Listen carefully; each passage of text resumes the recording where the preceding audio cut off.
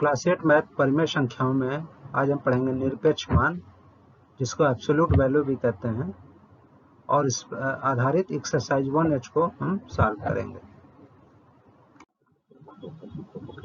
Exercise 1H को solve करने से पहले सबसे पहले हम निरपेक्ष मान यानी एब्सोल्यूट वैल्यू के कॉन्सेप्ट को समझ लेते हैं। इससे हमें एक्सरसाइज सॉल्व करने में काफ़ी आसानी होगी। जैसा कि आप जानते हैं, किसी पूर्णांक का निरपेक्ष मान उस पूर्णांक का संख्यात्मक मान होता है। यह पूर्णांक प्लस माइनस से निरपेक्ष होता है। जैसे यहाँ देखिए, +5 का निरपेक्ष मान 5 होता है। इसको हम मॉड में निरूपित करते हैं, इस मॉड +5।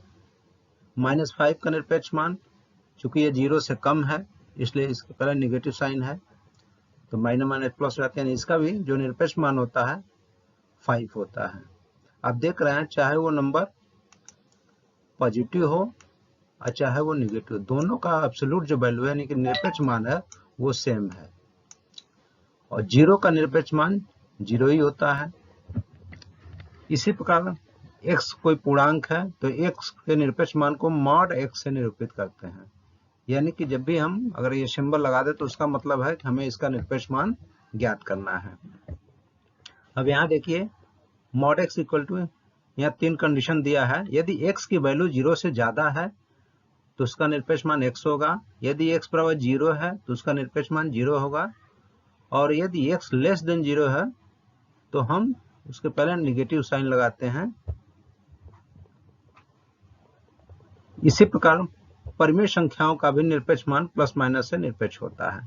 जैसे देखिए, 5/7 का निरपेक्ष मान 5/7 और -5/7 का निरपेक्ष मान, चूंकि -5/7 0 से कम है इसलिए इसके पहले निगेटिव साइन है यहाँ, तो माइनस ये इसका वैल्यू है, तो -5/7 और माइनस ये माइनस प्लस हो गया, तो इसका भी जो एब्सोल्यूट वैल्यू है यानी कि निरपेक्ष मान 5/7 है। 5/7 का भी निरपेक्ष मान 5/7 है। अब देख रहे हैं कि पॉजिटिव और नेगेटिव दोनों नंबर का निरपेक्ष मान सेम है। निरपेक्ष मान यानी कि एब्सोल्यूट वैल्यू, इसको एक नंबर लाइन के द्वारा हम समझने की कोशिश करते हैं। ये नंबर लाइन है। अब यदि हमें इसमें किसी भी नंबर का निरपेक्ष मान निकालना हो, जैसे 4 है, तो हम देखते हैं कि इसका 0 से डिस्टेंस कितना है, यानी कि distance from 0 of A number. तो अब मान लीजिए हम 4 का एब्सोल्यूट वैल्यू निकालते हैं, तो 4 का एब्सोल्यूट वैल्यू होगा 4, क्योंकि इसका जो डिस्टेंस है 0 से आप देख रहे हैं 4 यूनिट का है। ठीक है, तो इसका एब्सोल्यूट वैल्यू हो गया 4 का 4 हो गया, क्योंकि प्लस माइनस से निरपेक्ष होता है जैसा कि बताया गया है। अब हम 0 का देखते हैं, तो 0 का जो निरपेक्ष मान होता है वो 0 ही होता है, क्योंकि 0 का खुद से डिस्टेंस 0 ही होगा। तो 0 का जो निरपेक्ष मान हो गया वो 0 हो गया। अब -4 का देखते हैं, तो -4 का जो निरपेक्ष मान होगा वो 4 होगा, क्योंकि इसका भी डिस्टेंस 0 से जो है 4 यूनिट। देखिए 1 2 3 4, इसका भी 4 यूनिट है। यानी कि आप देख रहे हैं -4 और ये +4, दोनों का डिस्टेंस 4 यूनिट है, यानी कि दोनों का सेम एब्सोल्यूट वैल्यू है। इसी प्रकार यदि आप -3 का एब्सोल्यूट वैल्यू निकालें, यानी कि निरपेक्ष मान निकालें, और 3 का निकालें, तो दोनों का निरपेक्ष मान 3 होगा। यानी कि -3 का निरपेक्ष मान भी 3 होगा और 3 का निरपेक्ष मान भी 3 होगा। इसी तरह से किसी भी नंबर का आप अगर निरपेक्ष मान निकालते हैं, चाहे वो पॉजिटिव है चाहे नेगेटिव, निरपेक्ष मान सदैव पॉजिटिव आता है। अब निरपेक्ष मान पर आधारित अभ्यास 1H को सॉल्व कर लेते हैं, जो कि काफी आसान है। आप जो सवाल को सॉल्व करेंगे तो आपको और अच्छे से समझ में आ जाएगा। प्रश्न नंबर 1, निम्नांकित परिमेय संख्याओं के निरपेक्ष मान ज्ञात कीजिए। इसमें पहला है 15/7 का निरपेक्ष मान। जैसा कि देख रहे हैं ये पॉजिटिव है, तो इसका निरपेक्ष मान को हम मॉड में लिखेंगे, मॉड 15/7, और जब इसका निरपेक्ष मान निकालेंगे तो वो भी आएगा 15/7, क्योंकि निरपेक्ष मान में कोई साइन नहीं लगता है, ये पॉजिटिव है तो उसका निरपेक्ष मान पॉजिटिव होगा। नेक्स्ट है -11/8, ये निगेटिव है तो इसका निरपेक्ष मान मॉड -11/8, तो इसका निरपेक्ष मान निकालेंगे तो ये आ जाएगा 11/8। माइनस साइन को हटा दिया जाता है क्योंकि माइनस माइनस प्लस हो जाता है।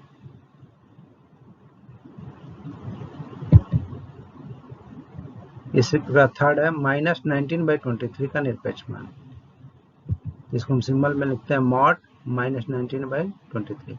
तो जब इसको सॉल्व करें तो माइनस माइनस कैंसिल हो जाएगा, ये माइनस माइनस कैंसिल हो जाएगा, तो इसको हम लिख देंगे मॉड 19/23 इस तरह से, और इसका निरपेक्ष मान निकालेंगे तो आ जाएगा 19/23। नेक्स्ट है -8/19 का निरपेक्ष मान, तो ये हो जाएगा मॉड -8/19 और इसका निरपेक्ष मान हो जाएगा 8/19, ये पॉजिटिव। आप देख रहे हैं कि सभी पॉजिटिव है नंबर, चाहे वो नंबर परिमेय संख्या निगेटिव हो चाहे पॉजिटिव, सभी का निरपेक्ष मान पॉजिटिव है। अब प्रश्न नंबर 2 को सॉल्व कर लेते हैं। इसमें पहला है मॉड 3/5 -2/3। अब देख रहे हैं कि इसमें इस तरह के प्रश्नों में हम पहले मॉड के अंदर ही इसको सॉल्व कर लेते हैं। ये हो जाएगा 5 और 3 का एलसीएम होगा 15, और ये हो जाएगा 9/-10। 5 से 3 कटेगा तो यहाँ 3 का मल्टीप्लाई किया गया है और इसमें 5 का मल्टीप्लाई हुआ, तो 9 - 10, यानी कि जब 10 में से 9 माइनस हो जाएगा -1/15।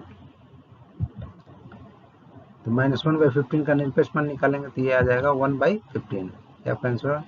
नेक्स्ट है -3/5 इंटू -7/11, तो इसको हम आपस में मल्टीप्लाई करते हैं तो माइनस माइनस प्लस, यानी 21/55। इसका निरपेक्ष मान निकाल लेंगे तो ये हो जाएगा 21/55। अगला प्रश्न है क्वेश्चन नंबर 3, यदि x = -1/2 और y = 3/4 तो mod x plus mod y का मान है। आपको इसमें से चूज करना कौन सा सही है, तो पहले इसको हम सॉल्व कर लेते हैं। mod x plus mod y, अब इसमें x की और y की वैल्यू पुट कर देंगे तो x की वैल्यू -1/2 और y की वैल्यू है 3/4, इसको हम पुट कर देते हैं। अभी इनका अलग अलग देख रहे हैं कि ये -1/2 का निरपेक्ष मान निकालना, तो ये हो जाएगा 1/2 और ये हो जाएगा 3/4। इसको सॉल्व करेंगे, 2 और 4 का एलसीएम 4, तो हो जाएगा 2 + 3 यानी 5/4। अगला प्रश्न है क्वेश्चन नंबर 4, -3/-7 का मान है। इसको पहले सॉल्व कर लेते हैं। अब देख रहे हैं मॉड -3/-7 था, जब ये ब्रैकेट तोड़ेंगे तो माइनस माइनस प्लस, यानी मॉड 3/7 हो जाएगा, ये मॉड 3/, इसका निरपेक्ष मान हो जाएगा 3/7। ये सॉल्व हो गया, यानी कि आंसर होगा फर्स्ट, इसका आंसर हो गया फर्स्ट, ये सही है।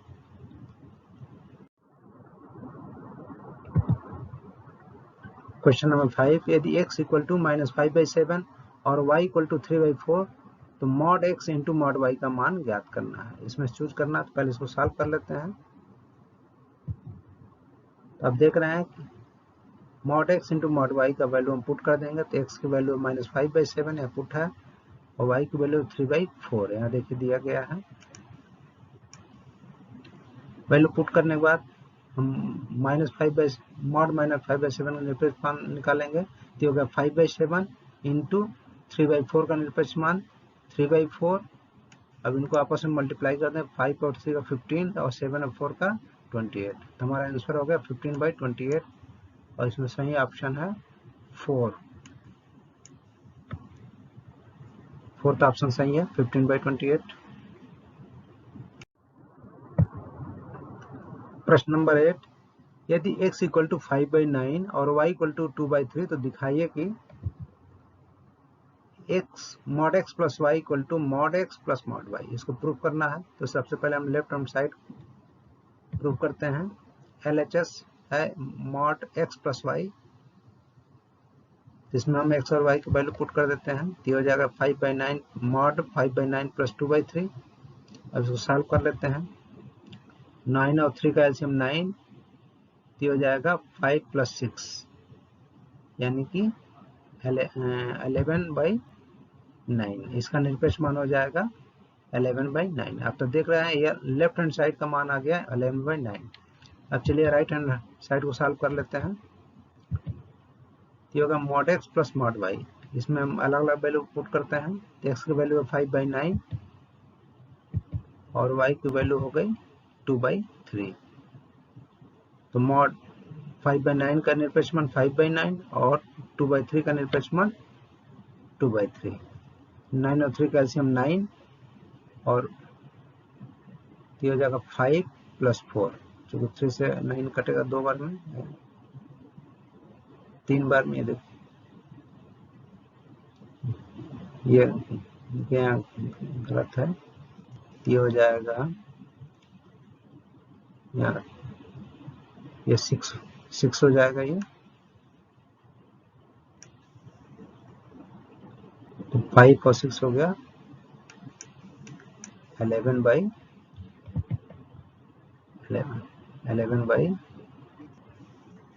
ये 11/9 ये सही है। यहाँ ये गलत हो गया था, चलिए ये यहाँ 6 लिखेंगे।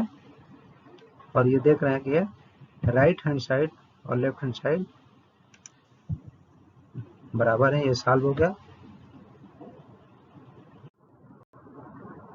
प्रश्न नंबर 10, ऐसी दो परिमेय संख्याओं को ज्ञात कीजिए जिनका निरपेक्ष मान 1/2 है।